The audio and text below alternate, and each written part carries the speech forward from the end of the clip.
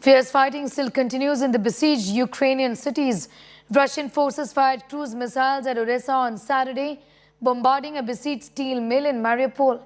Russian forces are hoping to complete their conquest of the port city on time for Victory Day celebrations on Monday. Ukraine has announced that all women, children and older adults have been evacuated from the factory.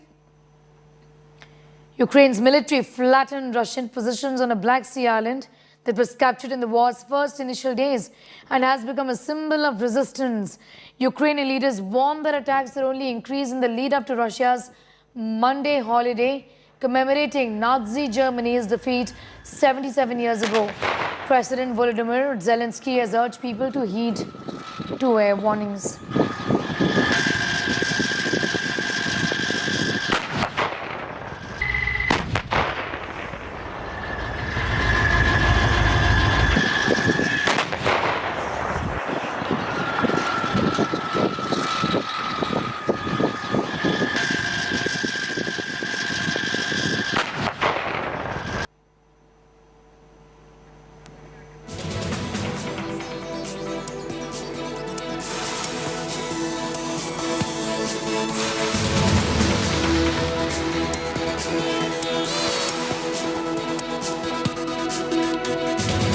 Getting you all the details from Mariupol, where the Ukrainian president has asked for evacuation of all civilians from the strategic port city of Mariupol. These are pictures, in fact, coming in from Ukraine that just shows the levels of devastation. It's unspeakable levels of devastation in different cities, including the strategic port city of Mariupol. I'm going to go straight across to my colleague.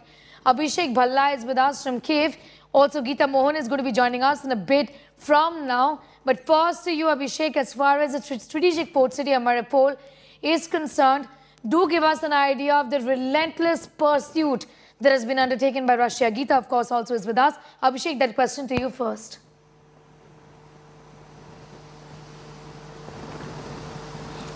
Well, Sneha, over the last few days, the Russian forces were trying their best to make sure that they can launch an offensive at the Azovstal steel plant. There were several civilians who were trapped there. Russia was blaming that they are being used as human shield. Ukraine on the other side was saying that Russia wants to target even civilians. Now that civilians have been evacuated from there, and this is the last place in Mariupol where Ukrainian forces are still occupying. So it seems that in days to come, there will be an offensive launched by the Russian side on the Azovstal steel plant to flush out Ukrainian soldiers who are there, making sure till now that at least the Azovstal steel plants remain in their occupation. Other than this, there are several parts of the Donbas region where there has been a fierce fighting going on over the last few weeks. In fact, the Ukrainian forces have been holding on to some of the key positions and at the same time, the Russian forces making advancements, trying to make sure they can cut off the supply lines to the Donbas region and occupy the entire area to claim some sort of a victory ahead of Victory Day, which is tomorrow. Absolutely. Be with us. I'll just come back to you for more on that, Abhishek, going across to Geeta Mohan also, who is in fact in Moscow getting us the very latest. Russia clearly upping its ante and things can get worse. Things can intensify from here on given the Victory Day celebrations tomorrow. Ironically, like Abhishek was pointing out, when the war was won 77 years ago, Russia and Ukraine were together. Well, that's right, Sneha. Right behind me, you can see the colors, the red and St. George's ribbon, clearly reminding not just Russia but also the world that it was the Soviet that fought the war against Nazi Germany, and that's the message that President Putin will have tomorrow when he addresses the nation. He is going to talk about the Soviet era, the fact that Soviet fought Nazi Germany, and May 9th marks the end of World War II in Europe. It was not the end of World War per se, because that ended with Japan surrendering in September, but May 8th was when Germany surrendered, and therefore this is also called the Patriotic War.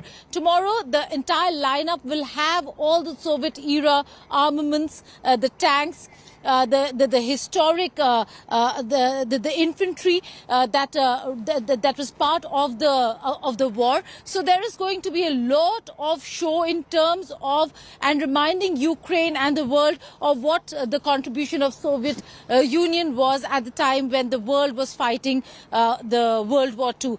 And across the city of Moscow, we see not just Russian flags, Sneha, we see the Soviet banner. That's the Soviet victory flag as well. It's not the Soviet Union flag, but because there is date that is written on the red banner, but the red banner is up across the city of Moscow, reminding the world that it's Soviet Union that fought Nazi Germany. We've seen the to and fro, the back and forth on which side is more Nazi than the other in the war between Russia and Ukraine, and therefore this certainly is a reminder. So Victory Day, the patriotic war that was fought by the Soviet Union, is going to be celebrated here in Russia, in Moscow, and Russian President Vladimir Putin will be the chief guest since he commands the armed forces. You know, Geeta, this year is different, and the military parade at the Red Square in Moscow is also going to be different, given that we've seen so much rhetoric from Russia as well.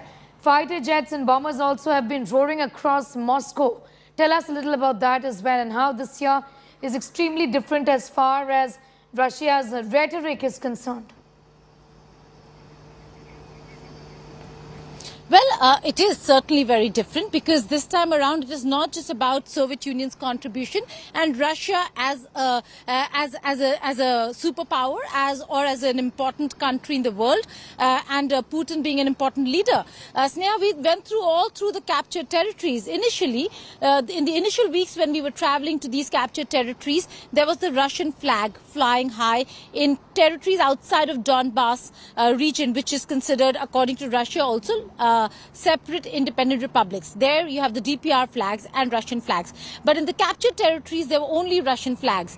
Now, when we travel to the captured territories, the message is that this is not an invasion. We are not invaders. The Russian flag is not what the older generation identifies themselves with. And that's why, along with the Russian flag, there is the red banner everywhere, and that's what we're seeing this time around here in Moscow as well.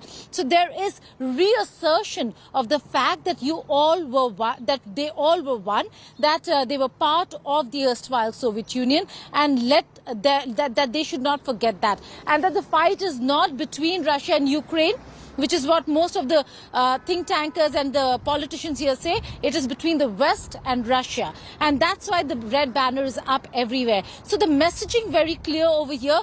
We are yet to understand whether if President Putin is going to make some important announcement. Like you were saying and discussing with Abhishek, Mariupol is almost taken. That certainly was priority for the Russian president. That Mariupol should be taken by May 9th. It is almost taken with the evacuation of civilians from the Azovstal steel plant. The rest of Mariupol, certainly we've reported from there, is absolutely under Russian control. So once Mariupol is taken, that announcement could be made. But beyond that, would there be a declaration? Would there be a further intensification of war, so to say? Is that what President Putin is going to do? We really do not know. But there's certainly going to be a lot of talk about the Soviet Union. Sneha, just before I I toss back to you, this year, the columns that we will see, the mechanized column will be led by the best tank of the Great Patriotic War, is what they're saying, which is the legendary T-34-85. In addition, the T-72s, the T-14 Armata tanks, infantry fighting vehicles, BMP-2, BMP-3 armored vehicles, they're all going to be part of the Victory Day parade. So very important, they're actually going to lead the parade, lead that entire parade, only to show that these were the tanks, these were the armored vehicles that allowed victory, that ensured victory and defeat of Germany in World War II. All right, Geeta, thank you so much for getting us all of those details and leaving it that for the moment. I'm going to go across straight to Abhishek Bhalla, who's in Kiev right now. Abhishek, over to you for an overview of the situation as we enter the third month, really, of Russia's invasion of Ukraine.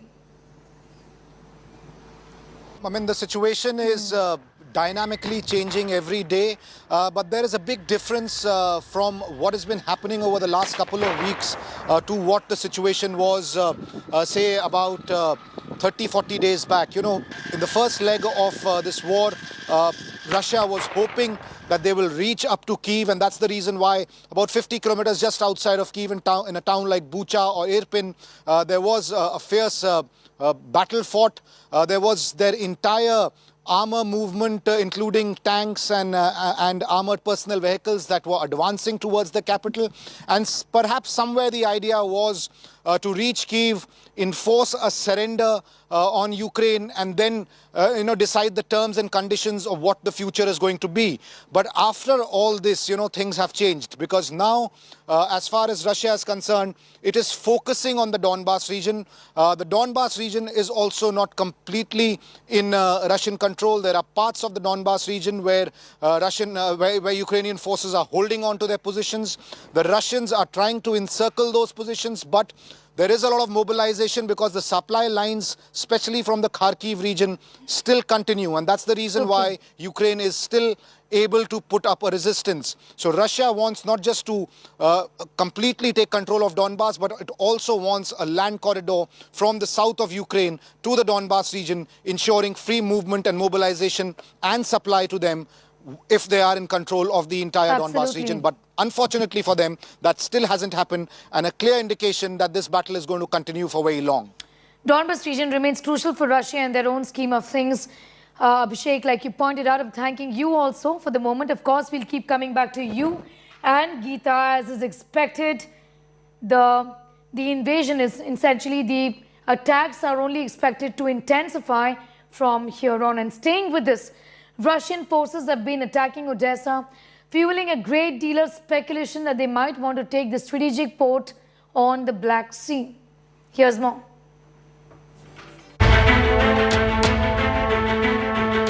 Russia sets its eyes on Ukraine's lifeline. Recent missile strikes on Odessa in Ukraine's south is fueling speculation about Russia's plan to take the strategic port on the Black Sea. Odessa, which connects Ukraine to the rest of the world, is being pounded with deadly missiles. The largely Russian-speaking city and the cultural hub has seen increased attacks by Moscow in recent weeks. On the 2nd of May, a teenage boy was killed and several injured in Russian strikes on a residential building.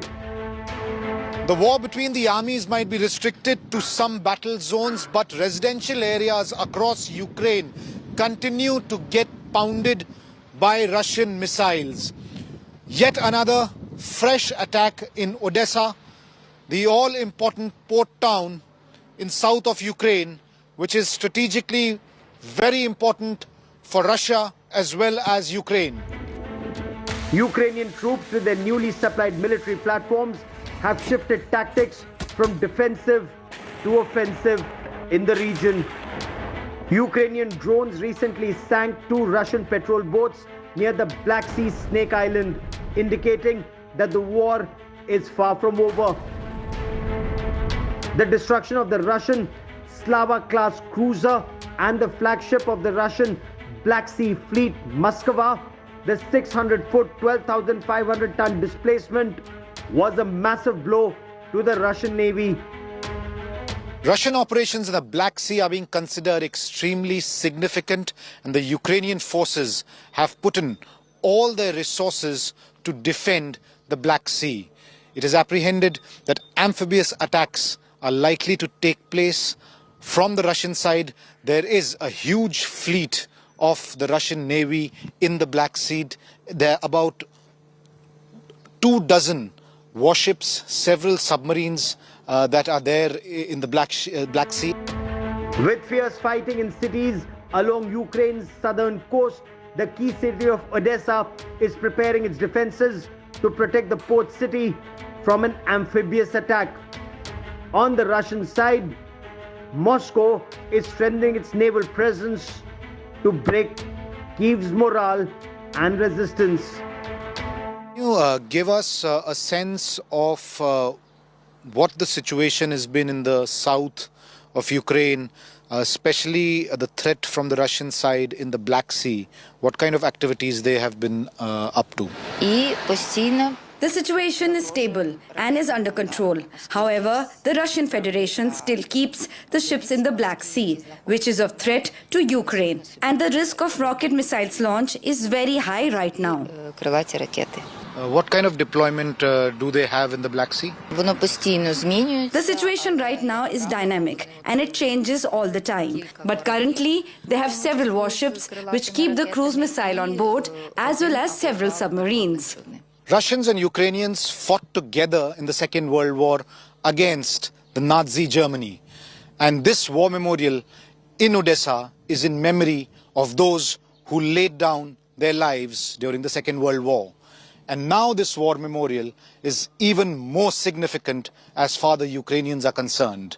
Especially the Ukrainian military says that this war memorial now represents the fight and the valor of the Ukrainian soldiers who are taking on the Russian assault. With camera person Parminder Sharma, this is Abhishek Bhalla in Odessa for India Today. India Today's Geeta Mohan brings you a report from the iconic Livadia Palace from Crimea's Yalta. Livadia Palace is the palace where several key decisions were taken during World War II. Here's more. A slice of world history. We are in Yalta in Crimea, and this is the Livadia Palace. This is where history was made. World order is changing now with the Russia-Ukraine war, but we see that this was the very same place where World War II saw some very important decisions taken amongst the Allied forces. What are those decisions and what really happened? We'll take you inside to show you exactly what and why this Livadia Palace is important and what was the Yalta Conference. This is the room, and that's the photograph of that meeting, that one-on-one meeting that took place apart from the conference with a huge delegation and the three allied countries. There was a meeting between Stalin and Roosevelt, and the decision over here was that Soviet Union should continue and participate in the Pacific theater as well, to not just defeat Germany here, but to defeat Japan, which was a bigger problem for America. And to get that, to achieve that, Roosevelt had to give in to the demands of territories that Russia wanted back under its control. That's why this room becomes historic, because if Japan was not defeated, then World War II would not have ended. And Japan's defeat, certainly the Soviet played a very, very critical role in that defeat. This is the historic room where the concluding document of the Yalta Conference was signed among the three leaders, Roosevelt, Churchill, and Stalin. A very important document that you can see over here, but there's an interesting story to tell on how the signatures are placed and why are they placed in the manner in which they're placed. Diplomacy at work over here to see who comes first, who comes last. Alexander, explain to us what really happened over here. He proposed, why not we will try the order of English alphabet. So he comes first and places his signature first one. Okay. So Churchill, as we know, a very shrewd politician of his time, knew that he did not want to come last. Stalin, certainly as host, did not want to come first. And so Churchill's idea of using the English alphabet order worked well for everyone, with Churchill at the top, Roosevelt, and then Stalin right at the bottom. But this is that very same room, and the photographs over there clearly show the historic significance of the Yalta Conference.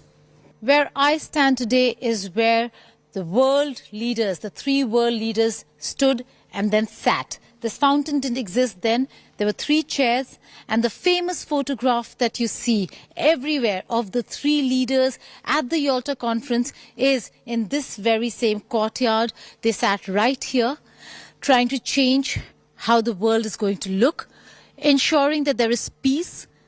The world order then was very different from the world order today. They fought for a United Nations. Today, the very same world leaders are absolutely divided, questioning the very same organization that they helped build, create. There are many countries who are now questioning the legitimacy, the strength, the power of the United Nations, many questioning the principles of various countries. While Yalta Conference was one of the crucial conferences to end World War II, we are on the brink of yet another war.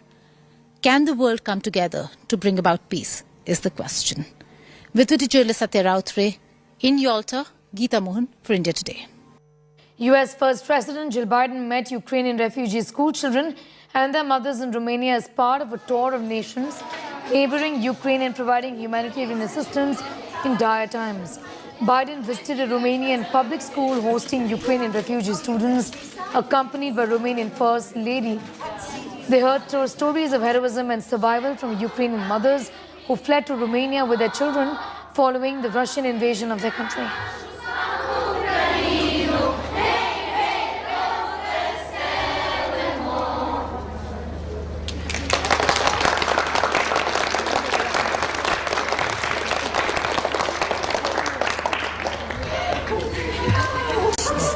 Come on. Come on. Silvio. Come on. Incredible.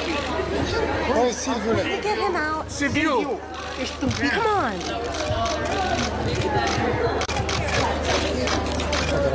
Incredible.